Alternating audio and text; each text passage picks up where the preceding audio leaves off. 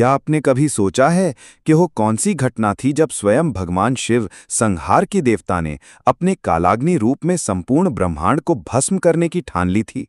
एक ऐसा रूप जो न केवल विनाश का प्रतीक बना बल्कि पूरे ब्रह्मांड को संकट में डाल दिया। प्राचीन काल की बात है जब सृष्टि संतुलन से डगमगाने लगी थी। देवता, दानव और मनुष्य तीनों ही अहंकार में डूब चुके थे। यज्ञ, तप, धर्म और सत्य सब धीरे धीरे विलुप्त होने लगे थे।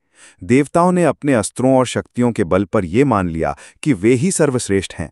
इंद्र, अग्नि, वरुण और वायु सभी ने अपने अपने अधिकारों का दुरुपयोग शुरू कर दिया। एक दिन कुछ ऋषियों ने ब्रह्मा जी की निंदा करते हुए यज्ञ में सिर्फ देवताओं को आमंत्रित किया। त्रिदेवों में से सिर्फ विष्णु को आमंत्रण मिला।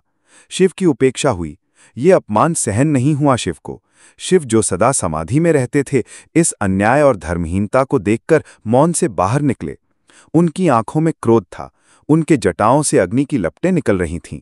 शिव ने तीसरा नेत्र खोला और जन्म हुआ उनके कालाग्नि रूप का।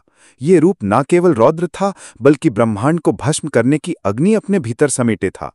उनकी जटाओं में अग्नि की लहरें थीं, नेत्रों में विनाश की चिंगारियां और उनके चारों ओर सृष्टि कांप रही थी। शिव ने भयानक तांडव शुरू किया। आकाश में अग्नि की ज्वालाएं उठने लगीं, पृथ्वी फटने लगी, देवता भागने लगे, ऋषि मुनि भयभीत होकर शिव की शरण में आए। ब्रह्मा और विष्णु स्वयं शिव के सामने प्रकट हुए। उन्होंने शिव से प्रार्थना की, हे नीलकंठ, हे महाकाल, सृष्टि आपकी है, कृपा कर इसे नष्ट मत कीजिए। शिव के हृदय में करुणा जगी।